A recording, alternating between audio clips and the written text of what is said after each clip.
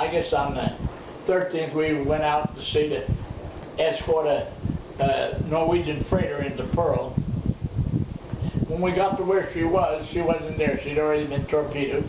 And we picked up 39 men and a woman, brought them back into Pearl, got some more fuel and took out to sea. On the 29th of January, we were escorting the Royalty Frank, a little Army transport, wooden transport, a number of people aboard. A barge with 2 planes on and a tug. We left Port Allen, Kauai, I guess the day before, but on the morning of the 29th, we'd been to general quarters.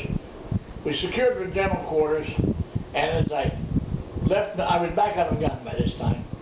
I jumped off the gun mount, onto the fantail, and as I hit the fantail, 2 torpedoes broached just behind us and hit the Royalty Frank, blew it apart. We immediately went to attack motion, dropped depth charges on the submarine, dropped depth charges on it, and incidentally, at the same time, I seen the two went underneath us. Oh. I didn't see them. I had to take the word of the captain and the people on the bridge that 2 went underneath us. But anyhow, we dropped depth charges for hours, kept chasing, and my old ship I was on with 300-pound depth charges didn't touch the Jap submarine. At 11 o'clock in the morning, he fired another torpedo at us, went forward of us, missed us. We dropped all those depth charges, but we kept tormenting him, and a PBY finally got out to watch, and he dropped smoke bombs where he was, and we would attempt to go after him, but we run out of depth charges. At 5 o'clock in the afternoon, the Jarvis got there. That was a brand new destroyer, made 1 run and sank the I-78. I know the name of the submarine. I know where she at, and it's we've already examined it. We know where it's at off the hill, and it's one of them spots that you can't dive on.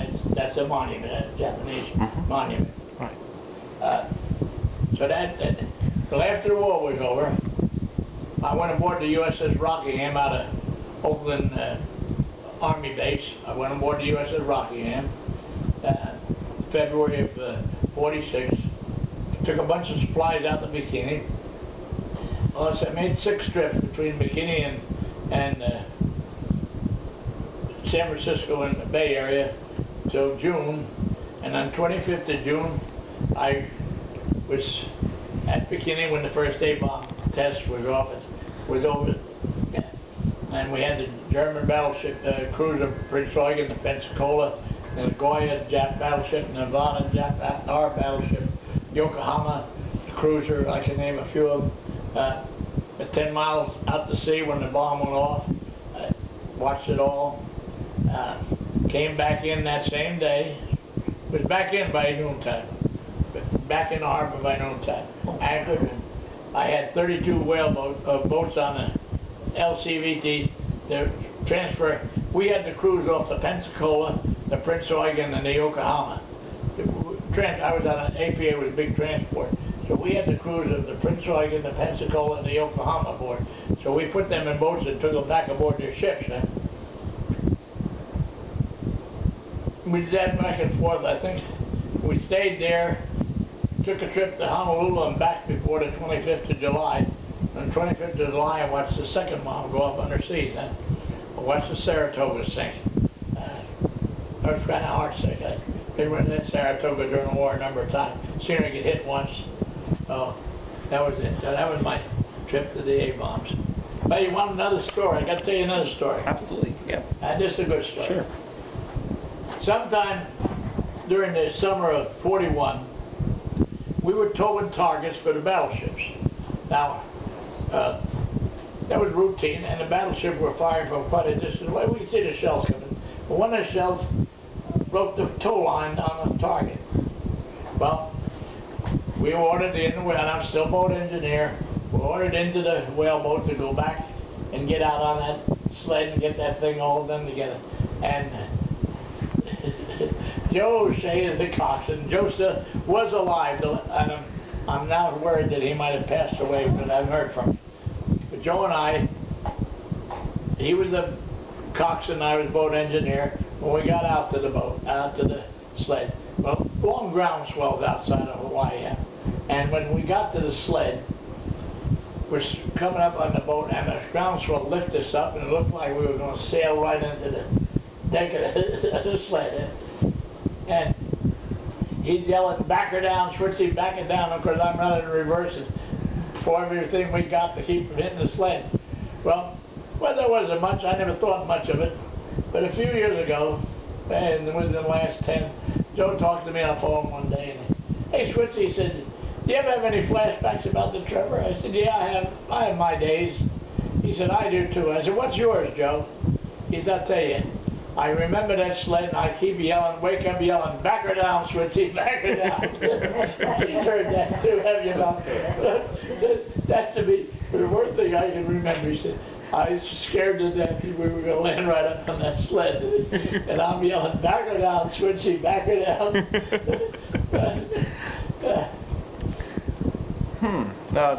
That's impressive. I mean, there's so much that you can tell us about, what occurred in those days. There's all the fun that was involved. Sure. 44 Castle Passage. We dropped the depth charter, went off underneath us, just tore us all apart. Oh boy. And I'm back in the after engine room trying to get things straight. No power, no lights, no nothing. I'm working my butt off. Got my crew going as best every day. And the captain came down and I don't know, he's, "For Christ's sake, Switzy, don't you ever stop grinning?" I said, "Skipper, nothing but no sense in being angry now." I said, you grouchy." I said, "This is a mess and we gotta fix it." Yeah, I remember that. Yeah. He said, "For Christ's sake, Switzy, don't you ever stop grinning?" And I was the chief machinist mate at the time already. But I got lots of good memories. Great guys, friends with many of them. We met many of them. Yep. And all good. And the wives. But it's gone now. We've even lost the VFW post where I live. Oh. Collapsed like a people being there. I can't go no more. Oh. I belong to the Legion, I belong to the VFW, but I don't pretend. Yeah. It's just too much. Sure. And you're only Sure. going to do a job, you got to do it full. Sure, as you start to participate, they want you to be an officer. Oh. And I've held all everything. Yeah. At one time or another. And I'll do all the work and he does Like I tell people, I get all the credit, she does all the work. Over the years, the Pearl Harbor survivors for years, I always got the credit, she always did the work. I understand. Yeah. And that was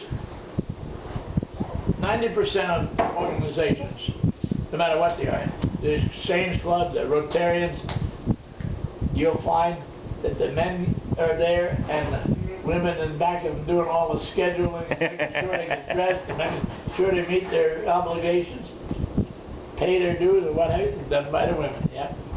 The Pearl Harbor survivor would never existed for the 50 years that they existed if it wasn't for the women. The women carried it, done all the paperwork, done all the scheduling, all the reunions. You get 5,000 men at a reunion in Hawaii. You have to have the banquet halls. You got to have the airlines, the different hotels, all the banquets and all the ceremonies and all the buses.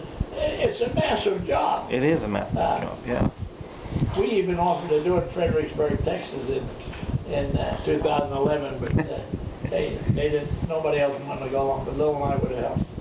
I think I will in 2016. I'll be in Fredericksburg, Texas. Ah. Excellent. I'll be on the 75th. I'm not going to Hawaii. Yeah. Too long, too far, too much of a trip. Even the trip from Orlando to here it takes its toll on me. Understandably, yeah. Yeah, it does. It's by the time you get, and this time they picked us up at the house, brought us to the airport, put us in wheelchairs, and got us to the plane. We were in the second seat right away on both planes. They transferred in Denver. They transferred us in wheelchairs from one plane to the other. In San Francisco and Oakland, they got us off the plane in the wheelchairs and to the baggage area, but it's still a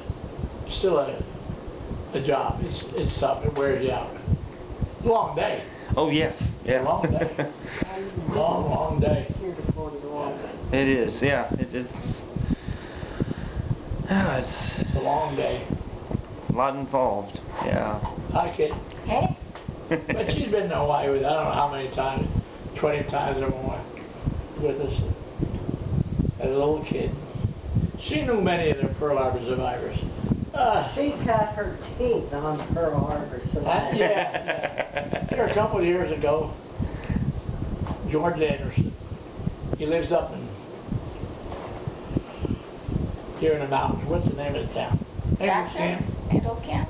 Yeah, Angels Camp. Okay. I know what that is. So we were here, and I said, I got to see George. Because George and I came in touch with George and I, Elsie and little Ken. Again, women. Huh? So we drive up to see him, and we get in the house, and Elsie says, George has got Alzheimer's. And I said, oh, she said, he might not even know you, Arnie. We walk in the house, and he looks at me, and he says, is our Lola still riding horses? Is your daughter? Huh? Is your daughter? Is your daughter still riding horses? And is she still the rodeo queen? Yeah.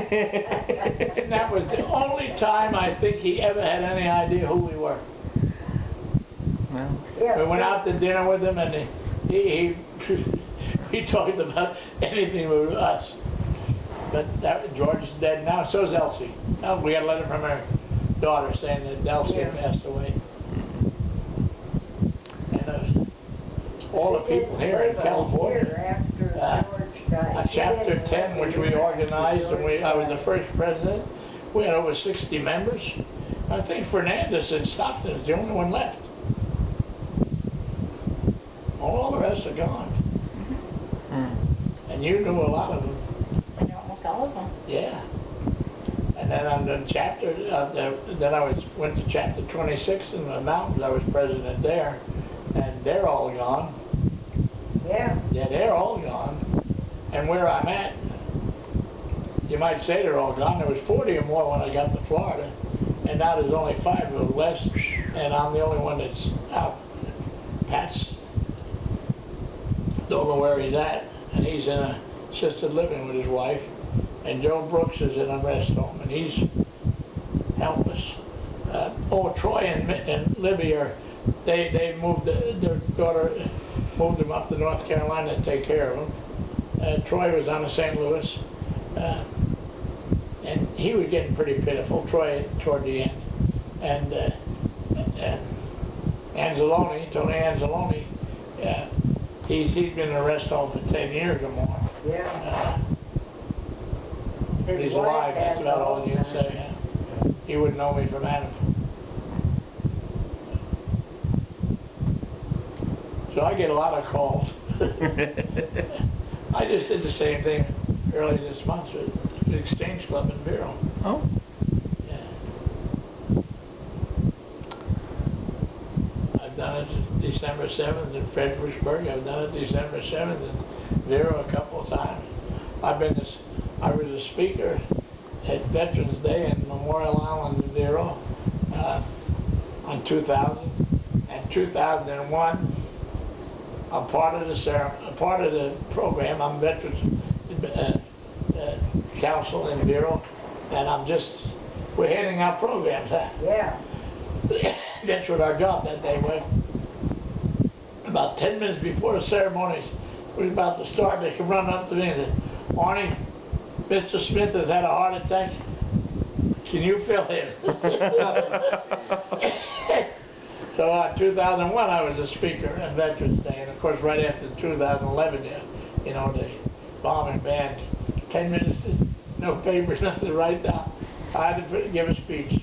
But I got a standing ovation from that one, I'll tell you that. I really did. Without anything, I got smart. But first of all, I introduced all the dignitaries. That's one way of passing the time. Yeah, pass the time. And he said, Arnie, keep it short. So I said, okay. And then I spoke a little bit about Pearl Harbor and the veterans and what have you. And then I mentioned the guy on the plane, that said that they dove in the field in Pennsylvania, you know, about let's roll. So when I finished the speech, I suddenly said, well, it's time for just to do it. And I remembered his name at the time. And I said, he said on that plane, let's roll. I said, let's all of us, let's roll. Thank you. Yeah, I thought I had a fabulous speech like that. How about it? Yeah. But the year before, I had a prepared speech. I'd worked on it for a month. About the weapons of war. I spoke about from slingshots and rocks throwing to spears, you know, all up the line to the atomic bomb. And I, you know, and at the thing I said, the future wars are going to be fought against civilians. There won't be no more soldiers marching down the field against one another. It's with the atomic bomb took that out. The war would be against civilians, without uniforms, political war, war this way. And I finished the speech, and a reporter came up to me and he said, you said, I want to talk to you about your speech. I said, well, what do you want to know? He said, I want to know why Congress turned down this peace treaty with Russia at the present time. I said, did you hear me speak? He said, yeah, I heard you speak. I said, what the hell are you asking me a question like that for? I turned around and walked away. And I told him, I seen him later on, another time, a year later or so, he ran into me and wanted to ask me. I said, Bull, I don't want to even talk to you.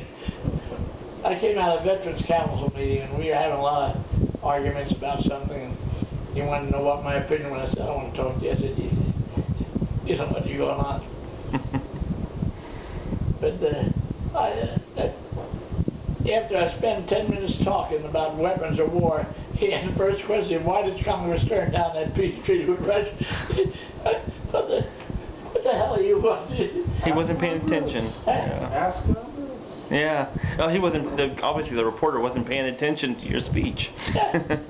He had an agenda. Yeah, well, yeah. Most reporters, as a lot of reporters part do. of the problem, every one of them. I don't know of any right now that don't have an agenda.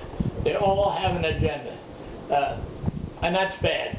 Unfortunately, yeah, they do, and it's very bad. Yeah. Our newspaper is set up, has a total agenda. Mm-hmm. They only print what they want to know. It's my opinion that if you run a stop sign and you get a reporter to report on it, you'll never know you were even at that stop sign. Mm-hmm. Look what happened to us, and Arlo knows about that. When the OID, I bought a piece of property off the OID in 1971. It was a landlocked piece of property, and they offered it to. The deed said I could use this property for years. They set it up in 1914. 1971, they said, if you want this piece of property, make a bid. I bid it and bought it. I planted some trees, and it was open ditch. So then, the trees were pretty big. And all of a sudden they decided they're going to close the ditch in. So they bring a whole bunch of equipment, tear out my trees. They're 3 or 4 years old. Yeah. They were just beginning to produce. Tear out my trees, and they tell me I don't own the property. They own the property. Lutz, who was standing there, that's what, he signed the damn deed. And he's on the guy. Well, the newspaper came out and says, Mom and I were holding up the district and keeping everybody from getting water, fighting them. Took for 5 years to get us to win in court. But page 4. But we can't believe what we went through for a couple of weeks. She remembers that. Man, we were the nastiest people in the county. Kept everybody from getting water. The whole river road. Oh my. Yeah, no water past us, huh? And I'm telling that's my property. Yeah, right. And I'm calling lawyers. I'm calling and the girl from the newspaper, come on. Yeah. Oakdale Leader. Oakdale Leader. And I tell her, look, you come out here and look where we're at. And where we were, the pipeline was 15 feet down. Mm-hmm. Right, Arlola? 15 feet down. And they said that's where the leak was. Well, this valley goes this way. And they said, we're causing leaks up there. I said, how in the hell do I cause a leak up there when water don't run uphill? And I said, if I got a leak here, it can't be doing any damage up there. I said, you got brains, look at it. She said, Ma, I see what you're talking about. Paper comes out. Nothing, we were causing the trouble.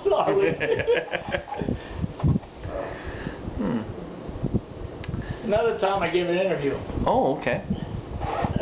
Pearl Harbor survivors. Sure. So on December 7th, for years, we sponsored on Memorial Day, on the bridge, the old 7th Street Bridge, we sponsored the memorial service for those who died at sea. And we had a lot of roses at the ranch, and we take the rose petals and give them to all the different, well, a lot of Pearl Harbor survivors, and we dropped the petals in the water. Well, this reporter had interviewed me a couple of days before, and then I get to Modesto B, and whatever I said, he didn't pay it. He wrote a whole new story about it. So when I get to the bridge, he's sitting on it, on the 7th Street Bridge of Modesto. He's sitting on the rock wall there, right over the water. And when I see him, I was so mad. I went after. I thought we were going to put. I'll show up, and I was going to push him in the water. A couple of guys grabbed me and said, "Don't do it, Arnie." But that's another thing. He said to me, "I thought that's what you wanted to say." Oh. I said, "That ain't what I said what I wanted. Exactly. I don't want you to think for me." But them days, there'd be 30 guys at least come to the ranch. After the ceremony's over, they'd all come out to the ranch, and we'd have breakfast there, hot cakes and hash, and we hash and eggs, scrambled eggs, pancakes, and orange juice and Fruit bowl. And fruit bowl for orange juice and champagne. And, I did Hawaiian sunrise. Pineapple juice and champagne. Yeah, we took a 46-ounce can of pineapple juice, or a couple of them in a big bowl, and then a couple of jugs of champagne, and mixed it all up, and all the breakfast and everything. And we eat on metal military trays. Quail eggs. Oh, interesting. One of my guys wanted sunny side up eggs. And I went and got the quail eggs out of the pan and fried 2 little quail eggs. Sunny side up. The whole egg isn't that big. Yeah, That's dirty. Yeah. It's With tiny. The Ned, wasn't it? Yeah, That's dirty. You want sunny side up eggs here? I had dozens of gallon jars full of beat up eggs so I could pour them and scramble them. No, I want sunny side up. Oops. Sucker, I'll give you sunny side. How many do you want? Oh, 2 will be plenty. So One year we had quail eggs. Bob Reeves flew a stunt plane out of Modesto, and he flew over the ranch, and Stevie Hand, the deputy sheriff, come up with a siren on yelling, "This is a drug bust." Oh my We always had goodness. something going on. Hey. We did that for many years. Oh, yeah. That's good. That's good. Breakfast every year, Memorial Day. And the last couple of years ago, we were here, and the last guy I knew that was alive was Chuck Streeter from Modesto. Oh, okay. And we thought Memorial Day we'd go down the bridge and see Chuck, because I knew he'd be there. And we got down there and we asked all the guys, "Chuck?" "Yeah, Chuck always comes." No Chuck. Pick up the paper the next day, and what do we read in the obituary? Chuck Streeter just passed away. Wow, that was something. Yeah. And Chuck was on in California on December 7th, and also on the Chicago. Pearl got sucked in Chicago. He went down twice. Oh my. That's bad luck. Kid I graduated high school with and went through high school with, Charlie Welsh, went on to Reuben James. When the same time I went aboard the Trever, he went to Reuben James in Atlantic. And on 25th of October, he got hit with a German submarine, torpedo, in 1941, October 20, October. 130 men, 15 lived, and he was a boat engineer. Oh my! Boat engineers are lucky people on ship. Come abandoned ship. That's your station, that boat. Yeah, well, Charlie, boat engineer. He no.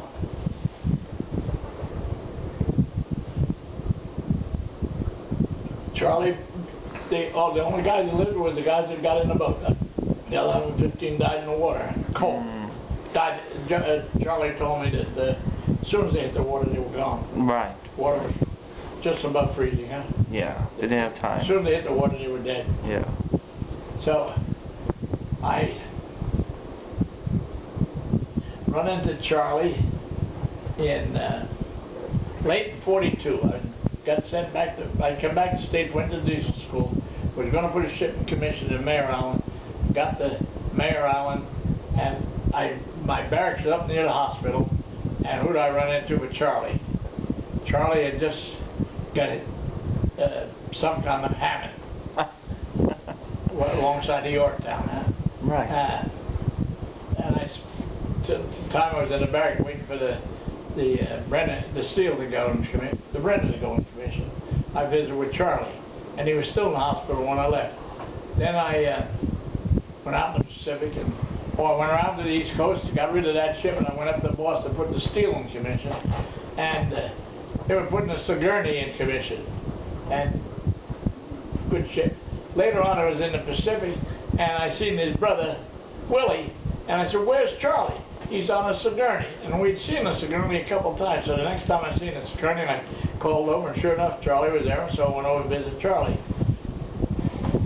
Charlie got to Mindanao, and they sank the Sigourney. So Charlie went down 3 times, and Willie got hit on the Smith. He took a bomb hit on the Smith. Twin brothers. I went to school with them. Oh. Kept in touch with them for a long while after the war.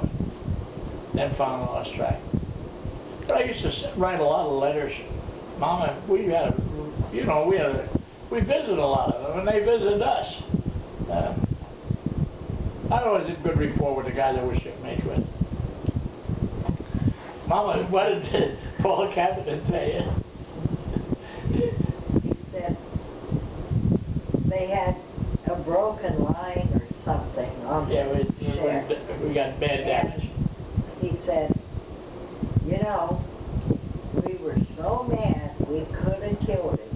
If he would ask for 24 hours more, we'd have done it. Yeah. It took us 72 hours to get the ship back together. Boy, that's quick though. That's a quick turnaround. I was awake most of the 72 hours. But I had to keep them guys going too. Yeah, yeah. I'd get a guide. I'd let him go sleep for an hour. And he got back, I'd get another one to go sleep for an hour. Take turns like that. Yeah. Yeah. That's when the skipper comes down, he said, "Christ sake, when you look at Mr. Green." And Mr. Green, he was a chief in there. He was a graduate of Georgia Tech, electrical engineer. Brilliant guy, smart as a whip, but son of a bug. That was his strongest cuss word. And the guys used to torment the living hell out of me. Another time we had a casualty off Woji. We were escorting a couple of big old ammunition ships, and we lost power. And I was out watch through that time. I finally got to know, but Mr. Green finally got to me. Did you ever get a hold of Joe to find out when we were good? I'll do that tomorrow. I didn't get a chance to get them today. But when we got the ship back and everything going again, and in the morning, it called me up to the bridge, and there's the captain and Mr. Green, and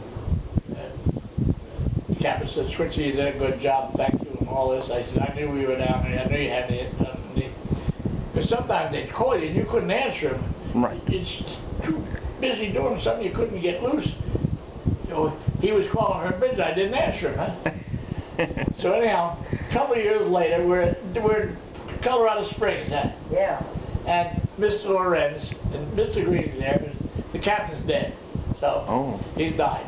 So anyhow, Mr. Lorenz was telling us, he said, get up there, and the old man's up there, and he's chewing old PG out, so one side and the other, and finally he said, now what the hell did Switzy say about it?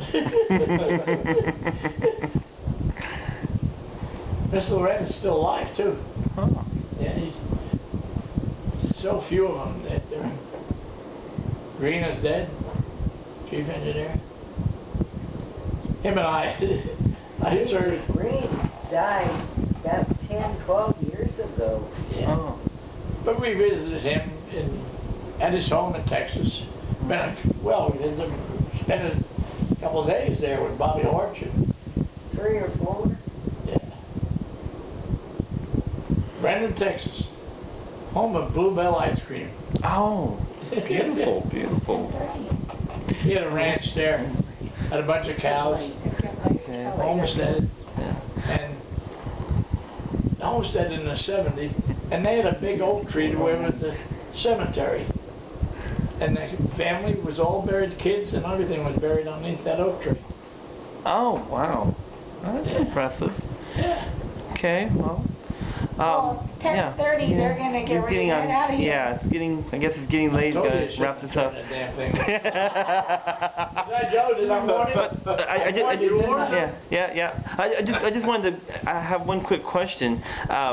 Where were you on, what were you doing, or where were you on, the fateful day, in August of '45, when the atomic bombs were dropped? Or, can you go through that quickly, or would that take too long, you think? I was alongside the dock in Guam. Oh, in Guam, okay. Yeah.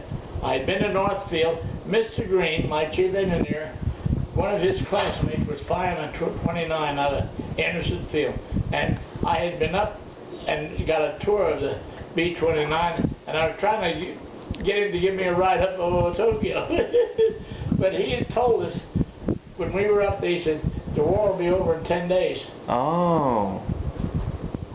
Yeah, he told us the war would be over in 10 days. We go back to ship. He said, bet everybody, every dollar you can bet the war. And 2 days later, they dropped the bomb. Huh? On the 6th and the 9th, yeah.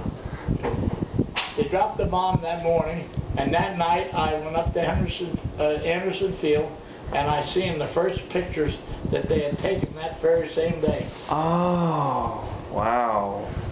That, I can't begin to imagine what that's like. And then 3 days later we dropped on Nagasaki. Uh-huh. And then on the 14th, I'd been to the Chiefs Club the night. I was getting ready to make the invasion of Honshu. Right. Okay? Yeah. We weren't going home. No, no. I'd been out there since January of '44. It's been a long time. Huh? Yeah, And absolutely. we weren't going home. Right. We were fixing up the ship, getting our new type of guns and everything. And I assumed, or we all the guys on the ship assumed, they were going to take us straight in and shooting all the way in flat trajectory to hit the pillboxes straight in, huh? Yeah. From the experience we learned from the islands, huh, what you had to do. Right. So that's what we were going to do. And at that morning on the 14th, I mustered my crew, and I had some bunch of machinery in the machine shop, and I talked to the captain, and he said, Switzy, it's going to be over. I'd been to the Chiefs Club the night before, and I knew the message that they accepted the peace treaty. Now, I talked to school kids. You realize that the message went from Tokyo to Guam, Guam to Hawaii, Hawaii to San Francisco, San Francisco to Washington. Right. That's how. That was the that was the route. The route that it could took. get through, huh? Mm-hmm. Yeah. So I knew the night before that they had said that the war was going to end, was over, but the shooting hadn't stopped yet. Oh, okay. And everybody on the ship knew. So that morning when I talked to the skipper, he said, Switzy, when we get the word, we had 100 cases of beer aboard. We kept 100 cases. Yeah, because when we got to a place where we had a beach, we would go over to the beach and have a steak fry and drink beer and what have you. Sure, have a good time. The crew, huh? Yeah. Okay. Yeah. So he said, when it ends, and I had the duty that day again. So he said, when it ends, I want to break out the beer for the crew, and the officers and chiefs will be in the chief's quarters, and we'll drink the medicinal whiskey. I said, okay. I said, Captain, I got the duty today. I'm stuck. I got out on the dock and started walking toward the machine shop, and he came out on the wing on the bridge.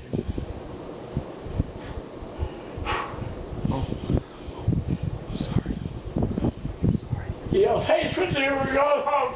Yes, exactly. We're going home. Wow. Yeah. Boy, even now. That's got to be a tremendous feeling. No. Okay. Yeah, you can't imagine. No, I can't. No, not at all. Not at all. Yeah. We should, as a day, I went to the chief's quarters, and all the officers were there. And Mr. Green showed up with a bottle of booze. The captain said, Mr. Green, you had that in your stateroom? And they all had plenty to drink, and I was on duty, and a couple of officers had to stay sober and keep the ship going. Sure. And late in the afternoon, the captain said, hey, Switzy, get a work party, go get some more beer. We drank off, we did the 300 cases of beer was gone, and I had drunks all over the ship. Trying to get a crew to keep us going because we had to supply electricity and water. Sure. Everything has to go. Absolutely, yeah. Trying to, and half the guys that had on much were half drunk too. You know, you couldn't stop them from drinking. They were going home. That's a perfect, yeah. Another story. Oh, okay. Another story. About going home. Going home. Oh, yes. Going home. Gotta have going home. a good way to end the video. 5 years ago, we're at a Navy League meeting in Vero Beach. Yeah. And we sit down at the table, and Ernie Miller brings a buddy. Ernie Miller's a Korean War vet, and good friend, Marine, even though he's Navy reject, he's a Marine. But anyhow, he has a Marine buddy